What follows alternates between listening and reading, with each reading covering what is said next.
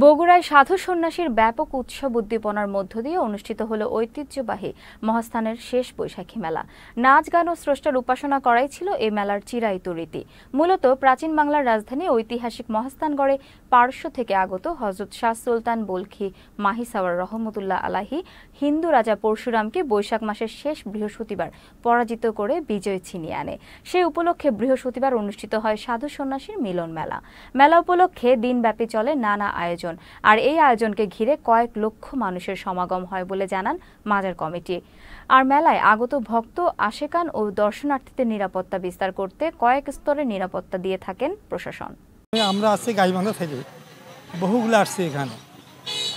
আমরা এখানে আসি আমরা মিলাদ মাহফিল করি, একটু খিচুড়ি পাকাই, তারপরে ওই এক রাত থাকিয়ে পরের দিন সকালবেলা চলে যাই। তরিকে নিছি আল্লাহ রাসুলের, আমরা হলে সবসময় গুনগান গাই, আমরা আল্লাহ রাসুলের গুনগান গাই, সবসময় নামাজ কালাম পড়ি, সবসময় রাসুলকে আমরা অনুসরণ করি। আমরা আসছি মানুষকে সত্য কথা বলার জন্য। আমাদের কাজ হলো প্রচার করা। কি প্রচার করব? আল্লাহর দিন, আল্লাহ রাসুলের যে দিন, সেই দিন আমরা প্রচার করার জন্য আমরা উদ্গ্রীব। আমি মানুষকে প্রেম শিখাতে চাই, সবাই যেন প্রেমিক হয় আর প্রেমের বিকাশ করতে চাই। উলি আল্লাহ আছে এখানে, আসছে সেজন্য অনেক পাগল সাধু, অনেক লোকজন আসছে তার সাথে দেখা করতেছে, একটু মিলন মহব্বতের সাথে। পূর্বে আলহামদুলিল্লাহ অনেক ভালো বেচাকেনা হচ্ছিল, এখনও বোঝা যাচ্ছে এখন অনেক ভালো আলহামদুলিল্লাহ। এখন রাতের কী অবস্থা হবে সেটা কারণ বলতে পারবো না। এখন আবহাওয়া যদি ভালো থাকে আলহামদুলিল্লাহ পূর্বের সাথে একটু আশা রাখতেছি আমরা একটু ভালো ব্যবসা হওয়ার জন্য।